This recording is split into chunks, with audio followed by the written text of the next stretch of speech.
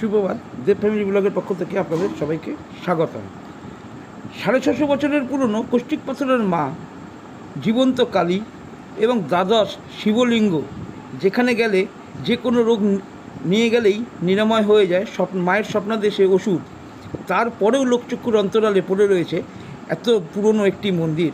তা চলুন আমরা সবাই মিলে এই মন্দিরটিকে বেশি বেশি শেয়ার করি এবং এই মন্দিরটি প্রকাশ্যে নিয়ে আসি, যাতে এই মন্দিরের ওষুধ পেয়ে আমাদের মতন মানুষরা অনেক উপকৃত হতে পারে। তাই চলুন আমার সঙ্গে থাকুন, ভিডিওটি দেখতে থাকুন। আমি এই ভিডিওতে কিভাবে আসবেন, এই মন্দিরে কি হয়, মন্দিরের গুপ্ত কথা সব জানতে পারবেন এই ভিডিওর মাধ্যমে। তাই চলুন ভিডিওটি শুরু করা যাক।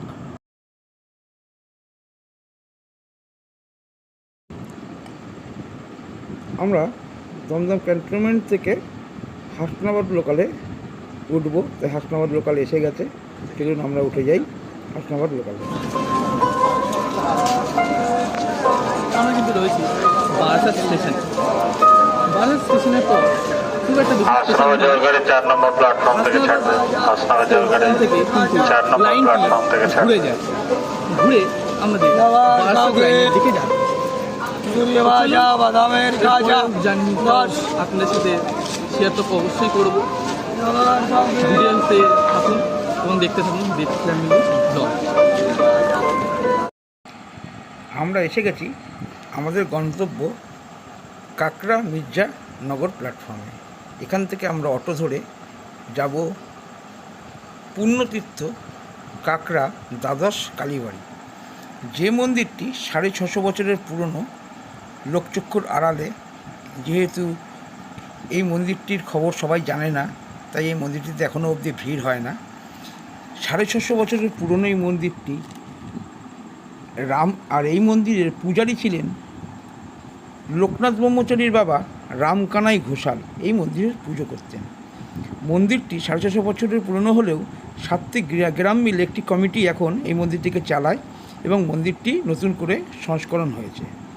এই মন্দিরটি আলীবর্দী খাঁ তার নায়েব ভোলানাথ চক্রবর্তী মহাশয়কে এই মন্দিরের এই জমিটি দান করেছিলেন। ভোলানাথ চক্রবর্তী এখানে মন্দিরটি নির্মাণ করেন এবং কষ্টি পাথরের মূর্তি প্রতিষ্ঠা করেন। সময়ের সাথে সাথে মায়ের মন্দিরকে ঘিরে গড়ে ওঠে বাদিক ও ডান দিকে 6টি করে শিব মন্দির। এই 6টি শিব মন্দিরে টোটাল 12টা, দুদিকে 6টি করে শিব মন্দির আছে। 12টা শিব মন্দিরে আমাদের মহাদেব 12টা রূপে বিরাজ করছে, তাদের আমরা আপনাদের সবাইকে দেখাবো। এই মন্দিরে বছরে একবার শীতলা পুজো হয় এবং সেখানে তখন ভোগ দেওয়া হয় ক্ষীরের ভোগ। অমাবস্যায়, প্রতি অমাবস্যায় এখানে যজ্ঞ করে পুজো করা হয়। কালী পুজোর দিন প্রচুর ভিড় হয়।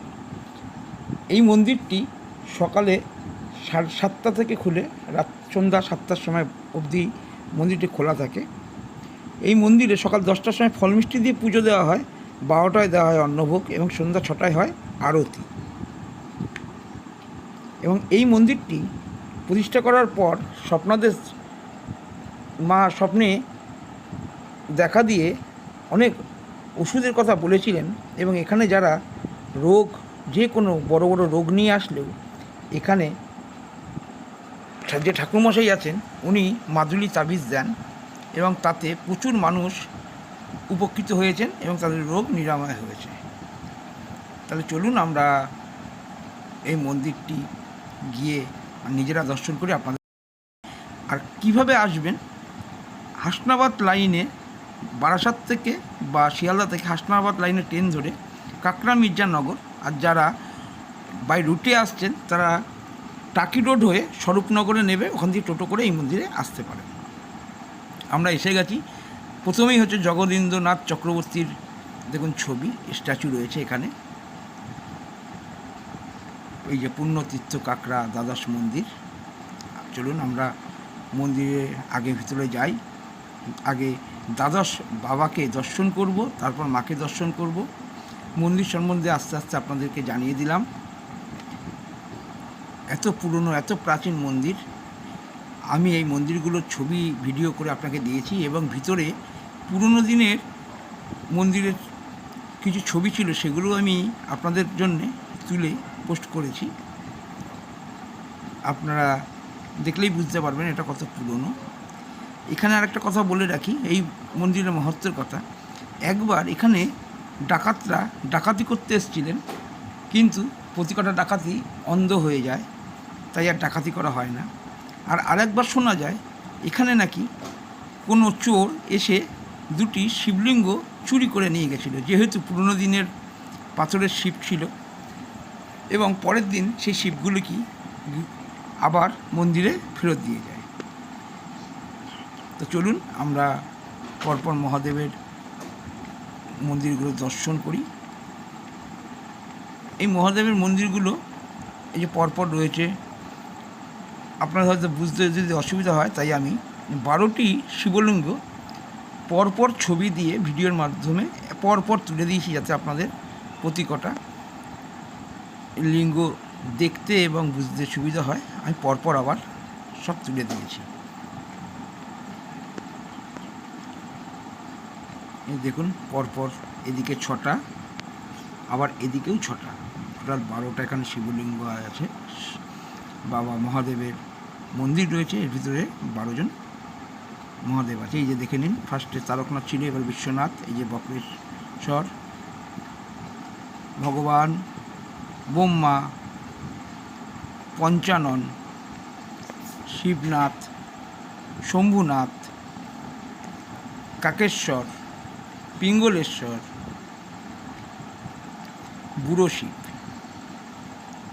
এবার চলুন আমরা কোষ্ঠী পাথরের মায়ের মূর্তিটা দর্শন করি। অপরূপ মূর্তি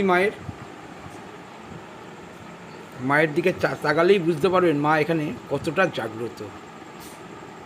ওখানে পুজো হচ্ছে বলে আমরা ভিতরে ঢুকতে পারলাম না, তাও আমি জুম করে মায়ের একটি ছবি আপনাদের আলাদা করে যাতে আপনারা দেখতে পারেন সেইভাবে দিয়েছি। এবং এই ছবিটি পুরনো, অনেক এর আগে হয়তো এরকম ছিল। দেখুন কোষ্ঠী পাথরের মাকে কি সুন্দরভাবে সাজানো হয়েছে।